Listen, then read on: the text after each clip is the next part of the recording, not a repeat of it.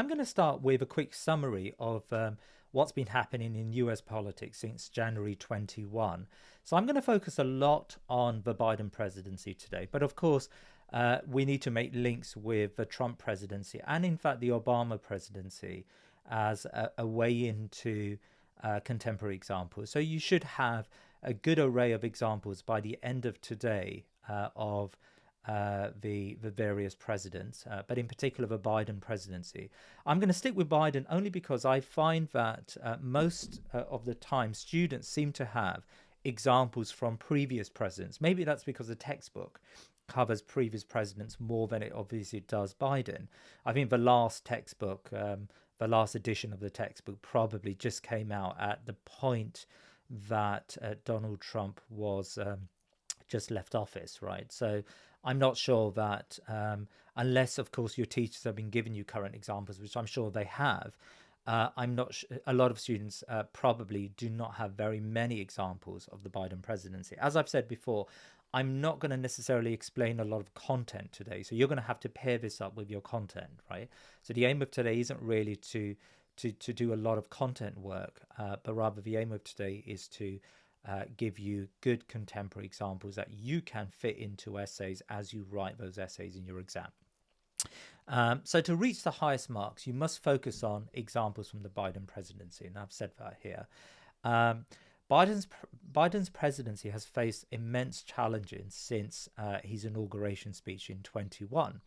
He identified four national traits that he vowed to confront: the pandemic, the ensuing economic downturn, racial injustices, and climate change. So these were the four, I suppose, markers by which we can judge the Biden presidency and the success or indeed the failures of the Biden presidency.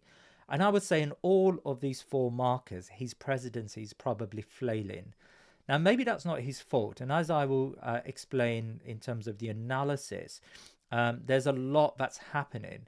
You know, you've got the Ukraine crisis, you've got the Afghanistan war, you've got the cost of living crisis, inflation, and these things have all come together. There's a perfect storm of problems that the Biden presidency faces. In fact, there was an article I read the other day, and a member of the Obama administration said something, words to the effect that this is the most acute period for any president in recent history. Like, he was saying that even the Obama presidency did not face the number of challenges that the Biden presidency faces, right?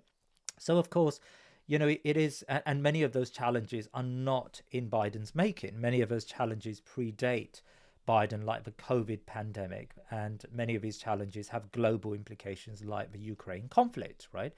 But nevertheless, if you're going to judge the Biden presidency, well, you've got to judge it by something. And I suppose the way to judge it is by these four uh, um, objectives he set out at the very beginning, as well as some of his promises he made, such as promises to deal with gun ownership.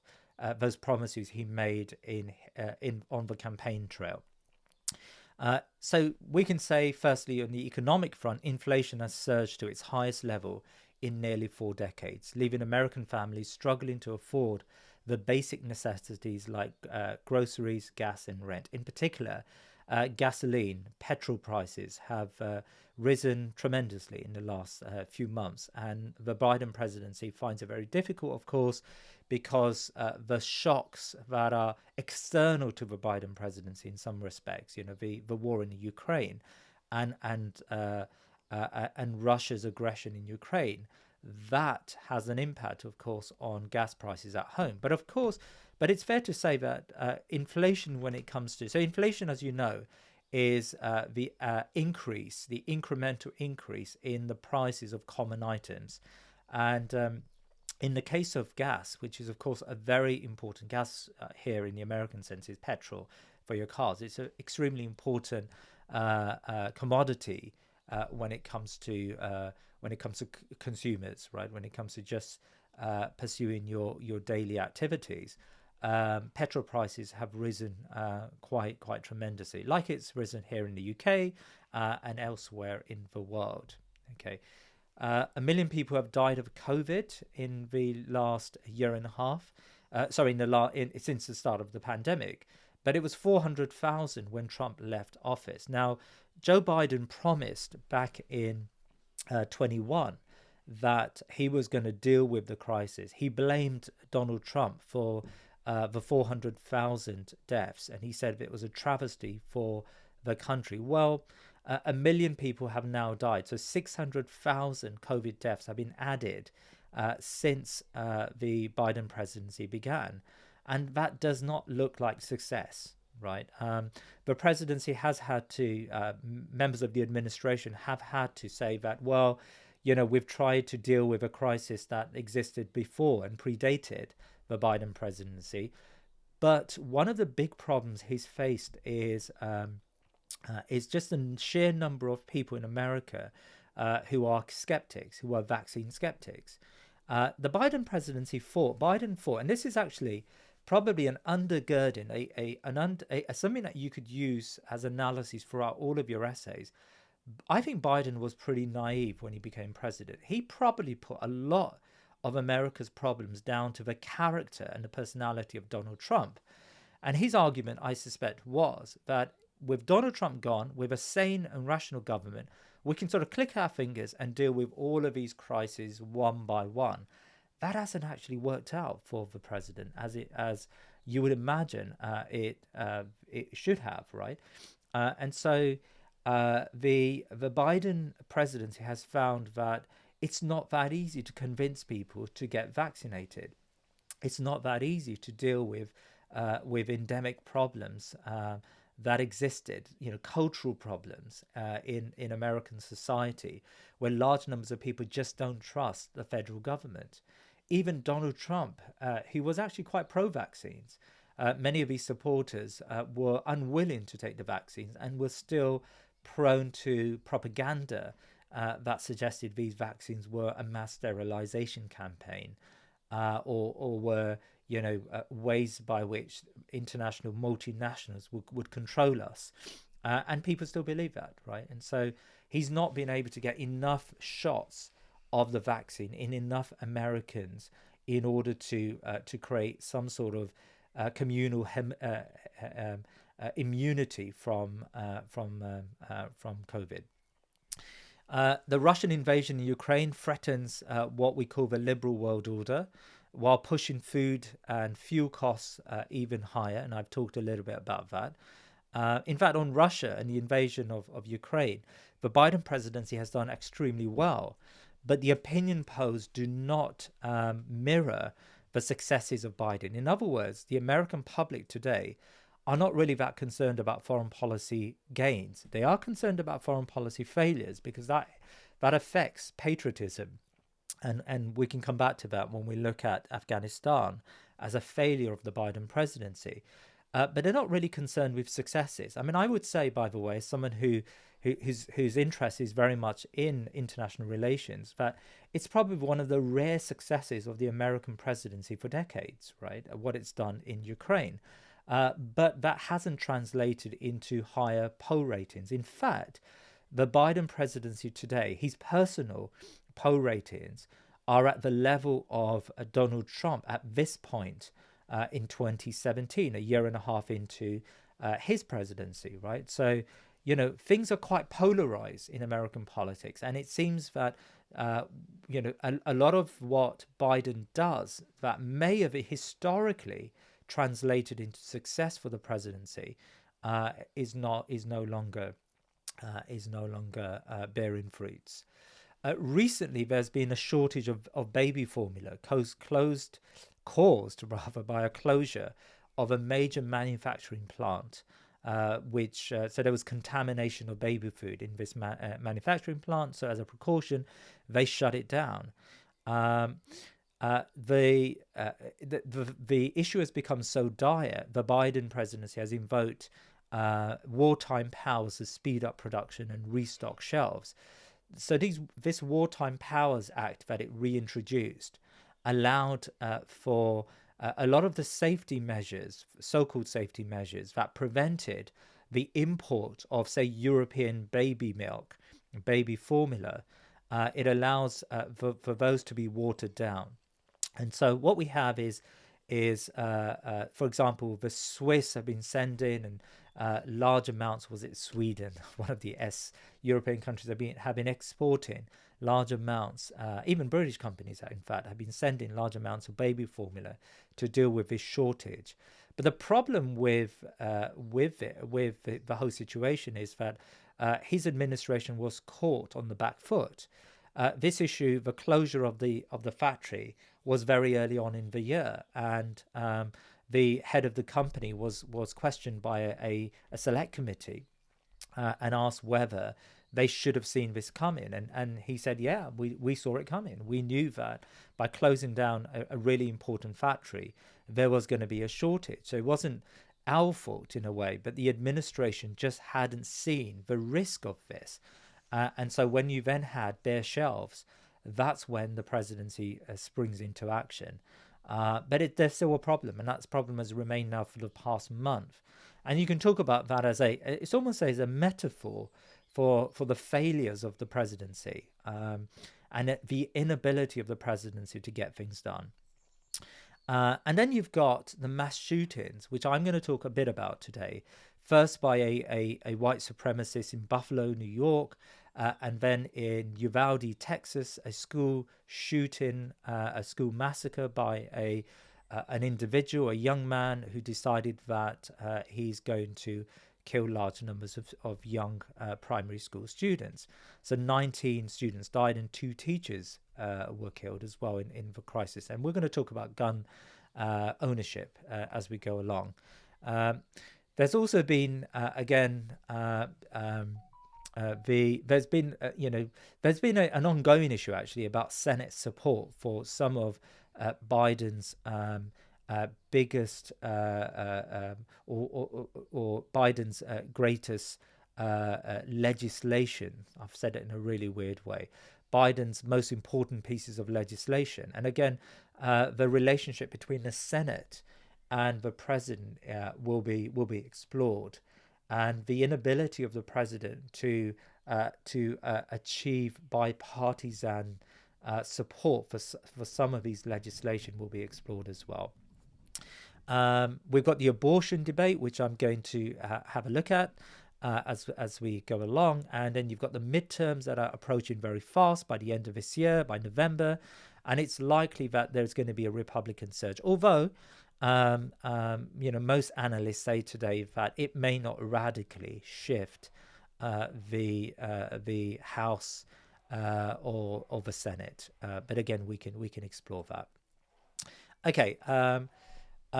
Congress passed a COVID relief package which was worth 1.9 trillion, and it failed to pass the Build Back Better bill. And there was an infrastructure package, of course, 1.2 trillion. These were bipartisan packages, but it failed to do this, and I'll explain why it failed to bring back to pass this legislation.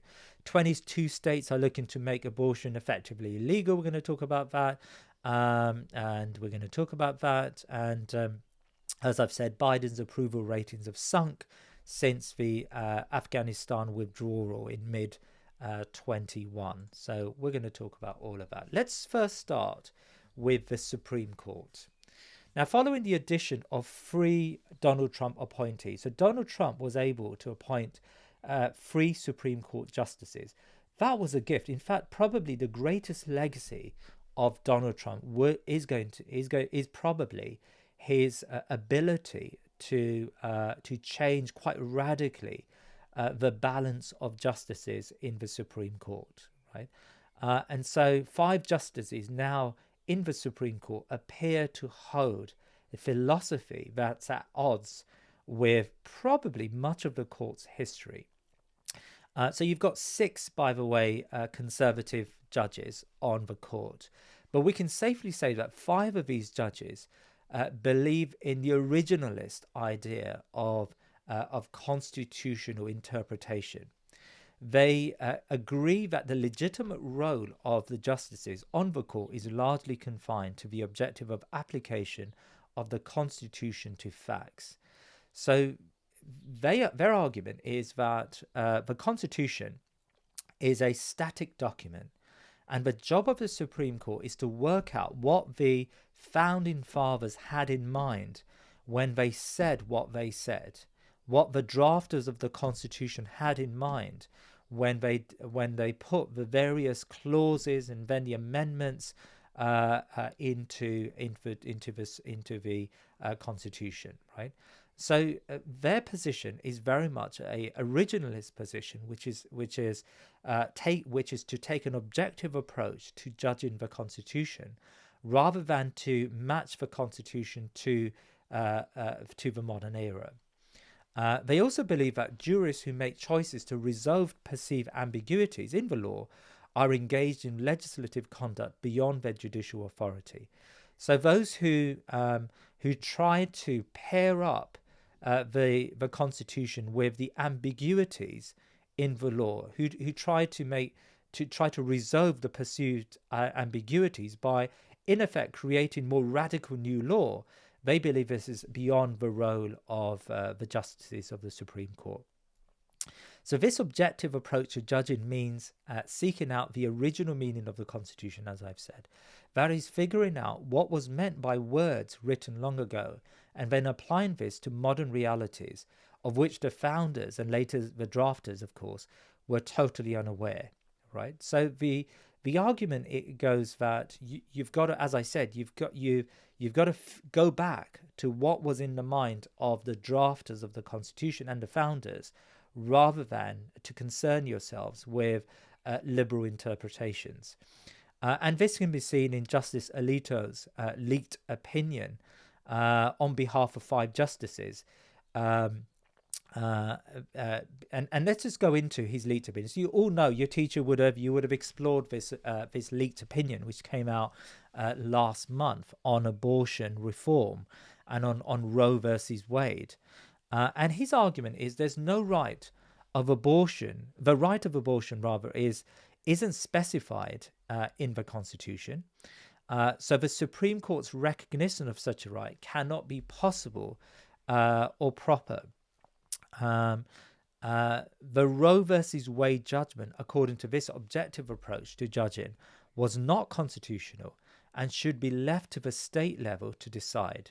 Okay, so in other words, the Supreme Court judgment, Roe versus Wade, was illegitimate because there's nothing in the Constitution which talks about abortion. And so for justices at that time to have elasticated the Constitution to apply to abortion, this was a mistake, because the original position is that the Constitution did just not have anything in it about abortion. And that is a really problematic idea, of course, for a lot of liberals and Democrats in the United States. And that's why this polarization, this is all part of a culture war, which really began, well, it predates Donald Trump, but it was exacerbated by the Donald Trump presidency, where Americans are being polarized largely on not economic matters, although economics do play a part, but largely on cultural matters. Are you for the extension of abortion rights? Are you for the retraction of abortion rights? Are you for the cultural right to hold as many weapons as you want, or are you for the licensing of that?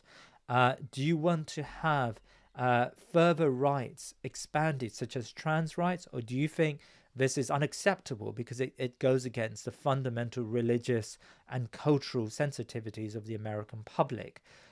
Do you want to give greater rights to migrants? And of course, the Black Lives Matter discussions all play a part in these debates. Or do you feel that America, even though you don't say it explicitly, but America has a culture, an original culture, and that original culture cannot be compromised or diluted by Hispanics and by other forms of migrants to the country, right? So these cultural issues are now playing out in these micro battles that are taking place across the country. And when you write essays about the presidency or about the polarization between the different parties, you can talk about this subtext of the culture wars that are constantly being played out and are further. I mean, there's a writer, Robert Kagan, an American theorist, who recently produced an article where he said that America is at the brink of a civil war, and that's a good analysis, by the way, to put into an essay. America is at the brink of a civil war. It's his argument is that it's a tinderbox, and if things continue as they are, it's very possible that violence of a grand nature may spill out onto American streets, right? So that's a very ominous um, uh, um, comment or prediction of a very well-respected theorist, a very well-respected analyst. I think he wrote it in the Washington Post, and it sort of it was taken quite seriously by lots of people. Um, so, as I said, there's a 6-3 conservative majority who are already skeptical of federal power over the states, and in generally, they're hostile to abortion rights. And there is a fear that other rights will be challenged as unconstitutional. For example, equal marriages. The draft document states that enumerated rights, these are rights that are not specifically in the Constitution, such as the right to marry, have to be based on the country's traditions. All right, this is a really important thing from Justice Alito. So his argument is that, well, when should the Supreme Court intervene to guarantee rights? Okay, so if you remember, one of your sections are on rights. When should the Supreme Court intervene to guarantee rights? Now, historically, the Supreme Court justices have been of the opinion that it's a living document, right? The Constitution is a living document, and as rights expand, the Supreme Court should incorporate those rights. So the original rights in the minds of the drafters and the founders, those rights would be expanded to incorporate the new modern calls for rights for liberal rights, right? However, Alito said, well, we can't do that unless those rights are in line with the country's history and traditions. Now, that's a really interesting point to make, or a really problematic point, I think, for a lot of American liberals, because that means that a lot of the current calls for equal marriage rights and trans rights would not fall into this, because, of course, American history has not got these rights are not part of American history. Um, so there is every possibility that if the Supreme Court unravels abortion rights, the next to go would be the right for gay marriage, for equal marriages, for example, because of course these rights are enumerated rights. They're not mentioned in the original Constitution, and they don't have a long pedigree, a long history within American political and cultural life, right? And I think that's the fear. There was an article I read by, I think it was in the Atlantic, if I'm not mistaken, which is a left-leaning, which is a sort of liberal magazine in America, and the author was saying that it is very possible that in the next few years the Supreme Court are going to unravel all of this. And in a way, this is the first. This is the first of many rights that are going to be removed. So I hope you've got that. The originalist versus the living document. Those who believe that the Constitution is a living constitution, and of course the Supreme Court now is conservative, and the Supreme Court, 5 at least of those 6 conservative justices believe very strongly in this originalist position, and abortion is now one of the micro battles that are taking place in this greater cultural wars or culture wars in the United States. So let's talk about abortion in some more detail. So the 1973 judgment may be overturned by the Supreme Court. Now, there is an attempt by the Democrats to pass legislation, or there was an attempt by the Democrats to pass legislation into statute law. In other words, to bring Roe versus Wade into statute law. However, this failed, right? And it failed because of the Senate filibuster. Chuck Schumer, the Senate Majority Leader, forged ahead with a vote on the Women's Health Protection Act even though he knew it was doomed to stall, right? So they did this, knowing full well that it was never going to be successful. The New York Democrat aimed to put every senator's stance on record after a draft court opinion that would overturn Roe versus Wade, as we know, inflaming the national abortion rights debate and energizing Democrats for November's midterm elections. So here's your analysis. The reason why this bill was put forward, the Women's Health Protection Act, wasn't because the Democrats ever believed it was going to be successful, because they know that it was just never going to happen. But the reason why it was put forward in the first place was simply because the Democrats wanted to energize their voter base for midterm elections. Let me rephrase that. That's the analysis, right? It could be wrong, but that's the analysis. They wanted to inflame the opinion of large number of Americans who believe that abortion rights should be fundamental rights, and they shouldn't be compromised, right? The midterm elections, if there's anything you could say about the midterm elections, and it is that Democratic voters are pretty somber, and I think the president wanted, the Democratic leadership wanted to energize those pretty unhappy Democratic voters who feel that Biden has just not done enough to turn around and improve the country. Now, the vote was 51 to 49, underscoring the significance of the measure. Kamala Harris, vice president, presided over the vote. So symbolically, the president and the vice president gave her back into the vote. But it was 51 to 49. Now, as you know, because you've studied US politics for the last year, that's a bit strange, because of course the makeup of the composition of the Senate is 50 and 50. You got 50 Democrats and 50 Republicans, right? So one senator, Democratic senator, Joe Manchin of West Virginia, blocked the bill. And we'll come back to Joe Manchin later, why he did that. He's what we call a conservative Democrat, right? So he comes from the conservative wing of the Democrats. There's also Sinema, whose first name evades me now. I've got it on a later slide. But these two in particular, but there are others who come from the right of the Democratic Party. So you've generally got the progressives, you've got the moderates in the center, which Joe Biden, I suppose, belongs to. You can divide up the moderates into categories as well, but you've got the progressives, you've got the moderates, the centrists, you can call them, and then you've got the conservatives, the conservative Democrats.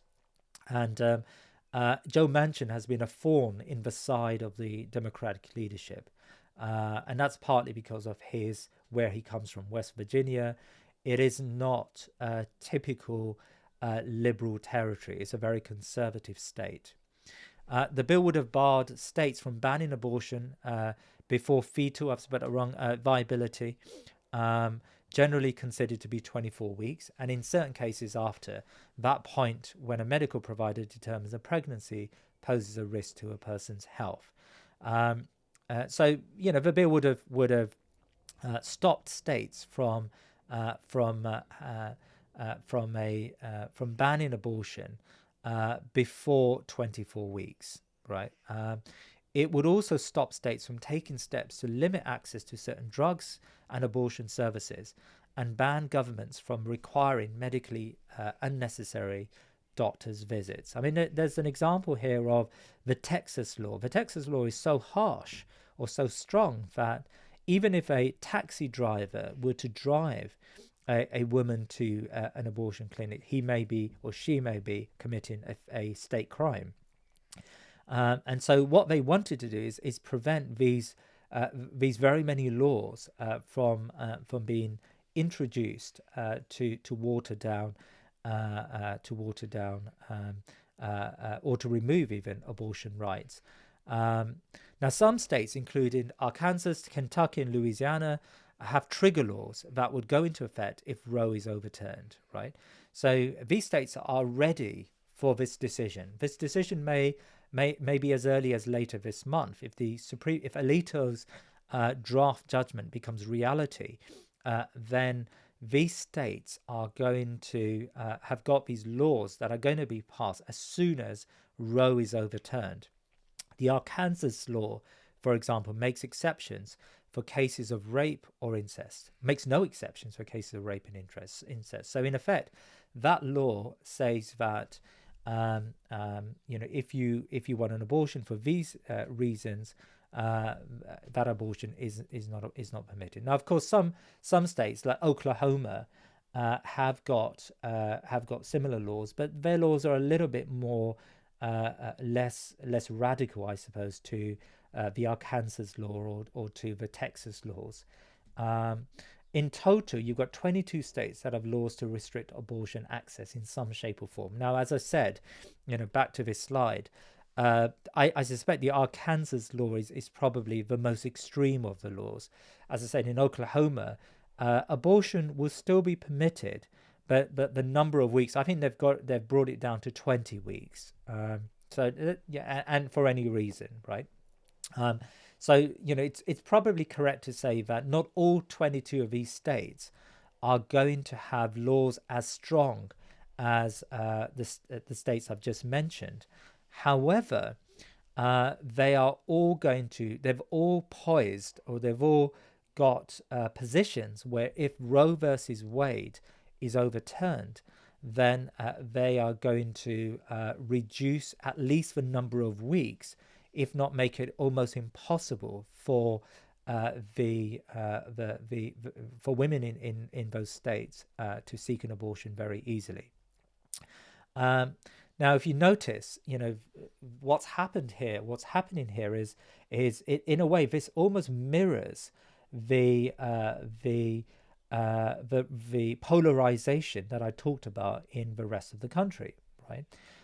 You've now got states that are pro-abortion states, which are largely Republican states, and you've got anti-abortion states, and then you've got pro-abortion states that are democratic states. And as I said, this is all part of the cultural wars that are pulling Americans apart day by day. Okay, I hope that makes sense. So that's something which is worth talking about in an essay. Let's move on to gun legislation. Now, the Uvalde school massacre was, of course, another horrific mass shooting in the United States. And as usual, these sorts of events cause deep rifts within the politics in Washington. The Democrats have once again raised greater controls as a measure to solve, or at least to resolve some of the most extreme of these school shootings and mass killings. But what they're calling for is pretty modest by most international standards, whereas the Republicans have argued for alternative solutions, including arming teachers, or greater security in schools. They focus very much on mental health, and their argument is that what needs to happen is more money needs to be spent on helping people, as if mental health professionals can always stop people from committing crimes. That's just not the way the mental health system works, right? Even if, by the way, the argument goes that if you're a school shooter, you're automatically mentally ill, but it just may not be the case. They may be making perfectly rational decisions, but of course, even mass murderers can be rational, right? It's not as if when you commit a crime that you're always mentally ill.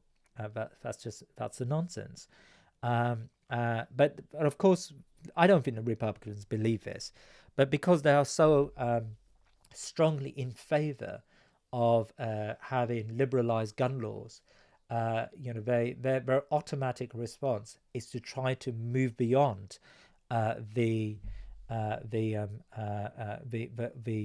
public, and there is public outrage, and try to give other solutions. And of course, they know that there is this discontent in large numbers of Americans, in particular white Americans. And we go back to this, Americans who live in the center, who believe that there is this greater conspiracy to unarm, to disarm the American population. Remember, if you think back to the Second Amendment, the Second Amendment is really talking about armed militias.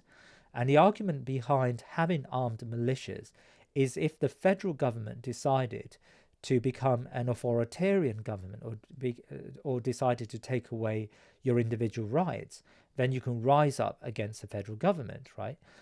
In places like Britain, you're not going to be able to do that very easily because the army has arms, and normally we don't have arms, right? The Brits don't have arms. Whereas in America, if everyone has arms, and if this federal government decides that it's going to become an authoritarian government, then you can remove them. There are large numbers of Americans who actually do believe that there is this conspiracy to disarm Americans, to remove the arms of ordinary Americans, so that the federal government can remove more and more freedoms of individuals, and there's nothing you can do about it. Okay.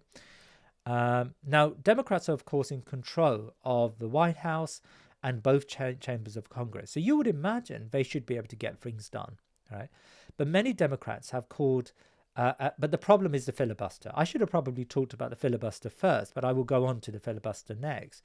But the problem is the 60 Senate majority, the supermajority that's required to pass many bills.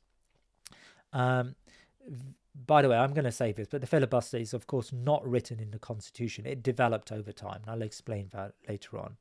So over gun control, Biden has not really gone as far as many who want more restrictions on gun ownership would want him to go. Instead, opting to form a committee, a bipartisan committee of 10 senators who are exploring what to do over gun control measures. That committee is not going to go anywhere, by the way. It's not going. It's a displacement activity. The Republicans have joined the bipartisan committee as a way of saying to the American public, while things are still raw, that look, we're dealing with this, we're looking at this, we're trying to get solutions found for this problem. But trust me when I say that the Republicans are not going to back any meaningful measures to water down gun ownership laws.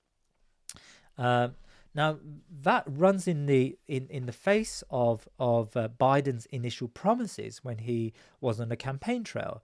In one such meeting with the parents of those who had died in previous school shootings, he said that he was going to pass legislation on day one.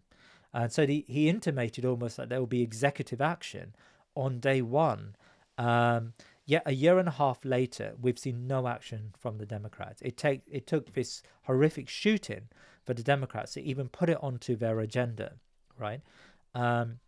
And so, again, the analysis is that how much is this really a priority for the administration? Okay, so let's talk about the filibuster. I mean, that's really where all of this is headed. While I take a sip of my water.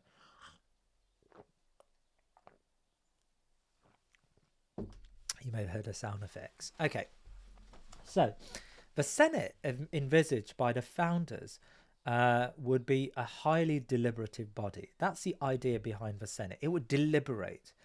They knew that the House of Representatives would be a body, would be deeply political and would want to get things done. But the Senate was there to look after the Constitution, to be a deliberative body. Deliberation means to think over things, right? However, there was no mechanism to end debates within the Constitution, right? So there's no way of closing debates within the Constitution.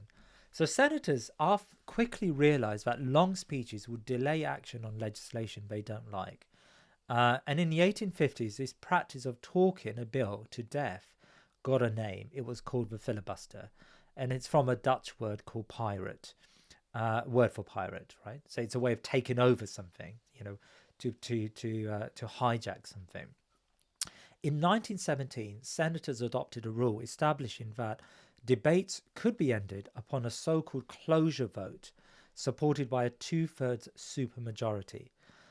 That was lessened in 1975 to a three-fifths supermajority, meaning it takes 60 votes in the 100-seat Senate to end debates, right? So 60 votes would end a filibuster. But filibusters have been more frequent, not less. Of the more than 1,700 filibusters since 1917, half of them have taken place since 2000. So this has now become the preferred way by which the Republicans or the Democrats, depending on who is in power, could talk out a bill to make sure that a bill did not become an act. Since taking power in January 21, Senate Democrats have faced pressure to end or to modify the filibuster, with Kamala Harris breaking the resulting tie, as you know. So the argument goes that why don't we reform the filibuster? It's just too it's too old. It's too it now needs to be it's what is leading to gridlock in the two houses. Why don't we get rid of this, right? However, and by the way, to get rid of it, you don't need a supermajority. You just need to have a majority. And so, in theory, at least, the Democrats should be able to get rid of the filibuster because you only need 50 plus Kamala Harris to break the tie. Of course, the vice president. I mean, this again tells you something about the separation of powers. It's not as separate as we would imagine because the vice president, in the case of a tie break, does enter. So there is some level of merger between the legislature and the executive, of course, would break that tie break. So you don't need a supermajority to get rid of it. But the problem is really Joe Manchin and Kristen Sinema of Arizona. They're not going to go along with this. Sinema says that the filibuster, and Sinema is a good example to use in your exam, by the way, because she's another conservative. She's actually not as conservative as Joe Manchin, but on issues like the filibuster, I mean, she was for the abortion rights bill, for example, right? That Manchin was against.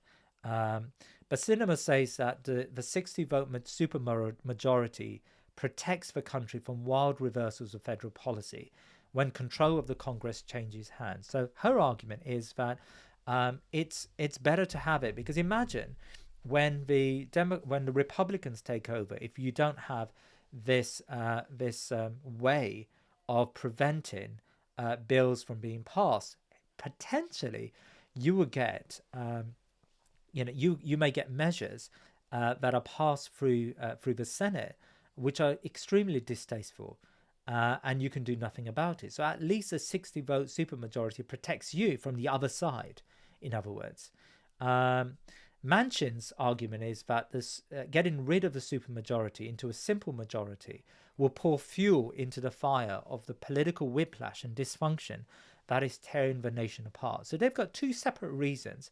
One is looking ahead. The other one is arguing that if you want to create a greater separation, a polarization in American politics, then the way to do it is to get rid of the filibuster, because that's going to mean that you will never get any form of bipartisanship in this administration, because the Republicans wouldn't play ball, right? So even the small victories that you're currently achieving through bipartisan support, the COVID Recovery Act, for example, these would not be possible if you ended up getting rid of the supermajority. So can any bills make it around a filibuster? Now this is quite important. And again, you may know this, and I suppose this is content, but it's quite important content, and it has a contemporary reality. So not many of bills can be exempt from the supermajority, but some can. In 1974, the Senate adopted a procedure known as reconciliation that allows to speed up legislation related to spending, taxing, and the federal debt limit. So anything to do with money, in other words, does not need, and purely to do with money, does not need a supermajority. So like in the UK, so here's a comparison. It's similar to the Salisbury Convention. Sorry, it's similar to the Parliament Act, which suggests that the budget should not be opposed in the House of Lords. So anything to do with money, to do with budgetary, to do with spending, just needs a simple majority.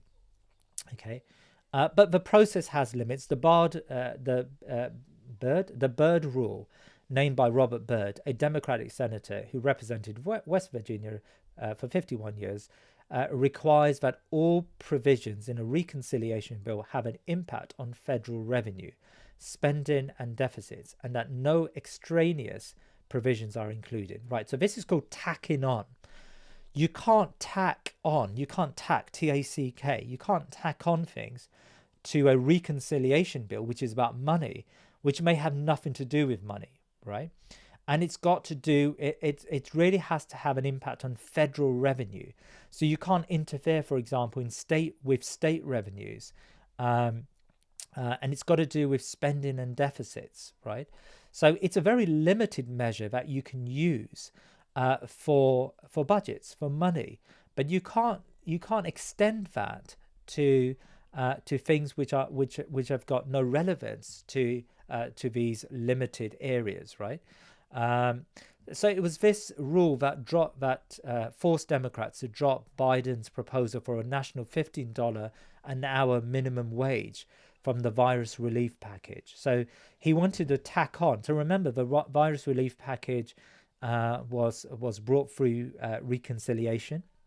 He wanted to tack onto it a $15 an hour minimum wage, but that was extraneous. That was external to the Byrd rule.